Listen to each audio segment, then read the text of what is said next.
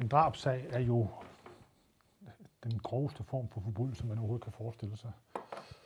Og derfor gør vi også alt, hvad vi kan for at opklare dem. Vi sætter mange ressourcer ind, og den fylder meget. Den fylder rigtig meget i sådan en afdeling som vores. Den fylder rigtig meget i hovedet på mig. Så frustrerer det selvfølgelig, at vi ikke har nået et resultat nu her over et halvt år efter, hun er blevet dræbt. Det frustrerer mig.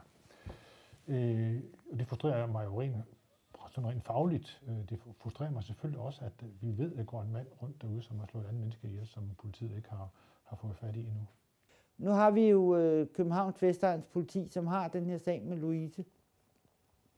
Og efterforskerne har jo været ude flere gange i pressen og ligesom været ude og opfordre til flere tips. Og det er en vigtig mission for alle, der bor omkring parken.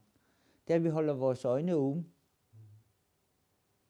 Og jeg er ikke et øjeblik i tvivl om, at de arbejder rigtig meget med den her sag, og de sætter alle sejl ind på at få gerningsmanden fundet. Det er jeg slet ikke i tvivl om.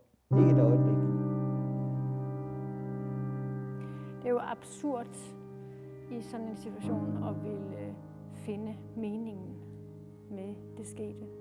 Man kan meget godt have lyst til at få en forklaring, og det kan også hjælpe noget hen ad vejen i bearbejdelsen af det skete, at man får en forklaring.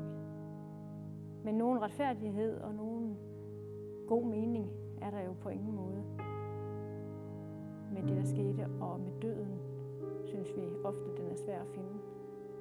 Dog ved vi, at det er et vilkår, at vi alle sammen kommer til at opleve døden, og at vi til sidst alle sammen skal dø. Men mens vi er her, så tror jeg, at meningen kan findes i alle de ting, som vækker vores glæde og vækker vores kærlighed. Det er vigtigt, at vi gør de her ting sammen. Det er virkelig vigtigt, at vi husker, hvad det er, vi synes, vi er her for. At vi tænker og giver os lov til at tænke over meningen med livet, meningen med, at vi er her. Også når man næsten ikke kan se den, og synes, at det er dybt uretfærdigt, det der er sket. Hvad hvis de lukker sagen lige pludselig? Jamen det tror jeg ikke på, de gør. Det tror jeg simpelthen ikke på.